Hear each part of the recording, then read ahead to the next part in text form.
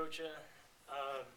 I did not have a very good upbringing. I grew up around violence and drug activity, gang activity, and I grew up wanting a family, desperately, probably searching for a family. And when 9/11 occurred, prior to 9/11, I thought that public service was my calling. And after 9/11, I feared to ever sit in a seat where I would have any decision making on whether or not to go to war without actually ever having experienced that. So I applied to the United States Naval Academy to become a Marine Corps officer. And during my congressional nomination interview, they asked why, if math, science, and engineering were my weakest subjects, it was that I was applying to a math, science, and engineering academy. And luckily, I reminded them that there was a whole person concept at the United States Naval Academy, and that I thought that the rest of my person would be valuable to the United States Marine Corps. I did not get in. I understood the statistics of the fact that the Navy owns the academy and that they have more fleet seats, so I joined the naval fleet in order to prove myself to the academy and hopefully get in. I wanted to be a police officer. I knew that we were taking a larger role in the Middle East as the conflicts unrolled in Iraq and Afghanistan. And so I did well. I did well in boot camp. I did well at Master at Arms school. My sexuality was never an issue. It wasn't really a big part of my life in general. I was young, and then I got to Bahrain. And prior to getting to Bahrain, I discovered the canine units, and I thought that certainly this was the family that I wanted to join. This was a group of individuals that held themselves to a higher standard.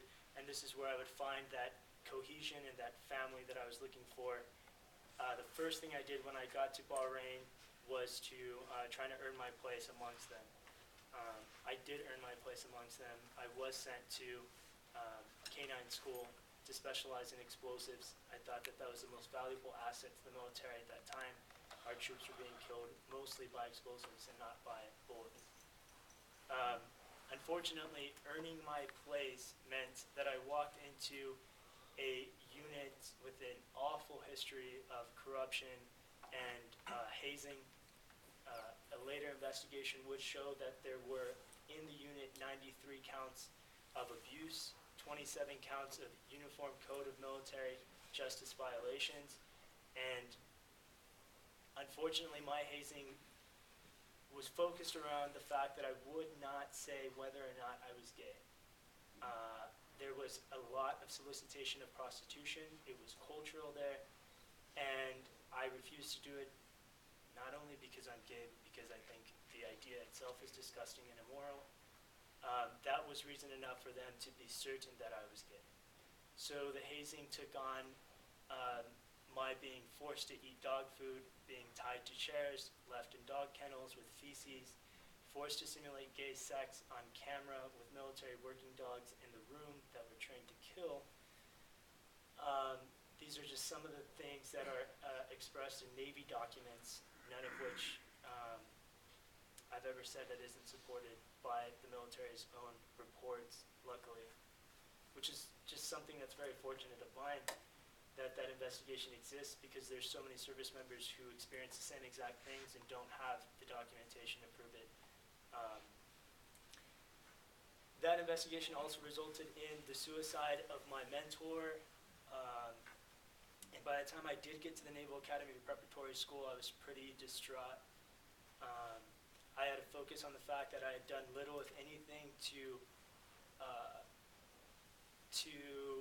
have asked for that kind of treatment, and I realized that there was nothing I could do to really keep it from happening again. You report that stuff, and really, I was confident that it would focus on the fact that, well, everyone thinks you're gay, not the fact that there's abuse occurring in the chain of command. And it's a lot easier to kick out an MA3 than it is to kick out a chief, which we've seen because my chief is still active duty. So at the Naval Academy, I came out to them, and they said, well, they first said, we're looking at you for leadership, and I'm not so sure this is something you want to be telling us. And I said, well, I'm confident. I've thought about this, and I have no honorable future in the military under a policy like this. I deserve better. And so they said, well, go back to the unit, give us some time because we have to figure out what to do because you didn't do anything. So whereas the academy has kicked, and several of the academies have kicked their midshipmen and cadets out, even intrusively by going through their journals, they, at least the Naval Academy, had never had someone just come out to them. So they didn't know what to do with me. So I went back to the unit for a couple of weeks, I think at least 2 weeks, and then they called me back in and they said they needed more time. And I said, more time for what, sir? And they said, well, we see that this is more complicated than we thought it would be initially when we sent you back. There's 2 separate policies, one for enlisted and one for commissioned, neither of which you are right now. So I was neither enlisted anymore because I was at the prep school, but I wasn't commissioned because I was at the prep school. So they said, we don't know what to do with you again. We need you to go back to your unit. Just continue doing the great things that you're doing. Yeah. So I went back. So then they decided that they would isolate me. They put me in restricted quarters, gave me restricted duty as though I had done some crime, although they couldn't even figure out what that crime was. And then finally they called me back in and they said, you know, the Naval Academy wants to know if you just want to stay. Because we don't know what to do. So they were like, if you'll just sign a statement saying that you are in fact not gay and that you misspoke, then you can stay. And I found that so insulting because essentially the academy was acknowledging my value, but that I had to just follow this policy, which there's just no human dignity in it. And so I said no, and so I said that I wouldn't sign the paper. I took the discharge, and they discharged me under propensity. So I'm not in law school, but it's a perfect place to ask or beg the question. I don't know that anyone can be convicted of potentially having the ability of doing something that they haven't done and are not showing, and not showing any interest in doing such a thing. So they kicked me out under propensity. It said that because I said I was gay, a reasonable person must conclude that I had at some point, am currently, or will sometime in the future of my life commit a homosexual act. That was detriment to the U.S. military, and I was kicked out.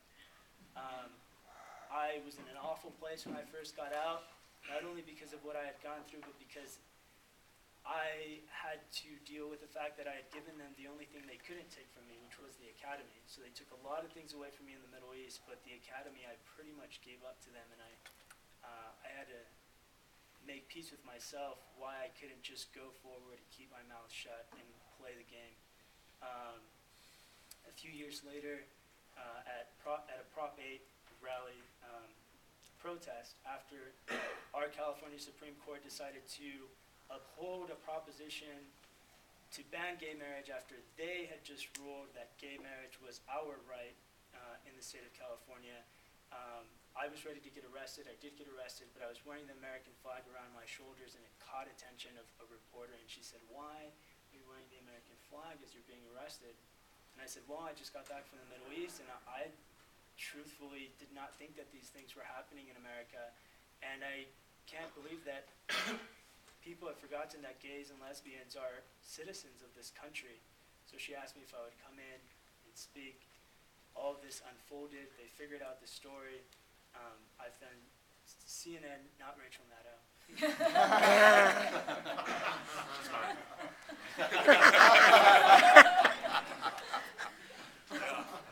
I've done CNN, written for the Washington Post, written for the Huffington Post, featured in Newsweek, whatnot. And then I was very fortunate, very honored to have the opportunity to testify in the federal court challenge, which we had this justice who was tagged as no-nonsense, tough, conservative,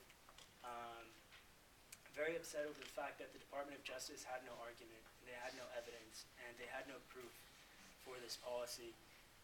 It was ruled unconstitutional, and I'm here today. I'm Pat Bailey. I'm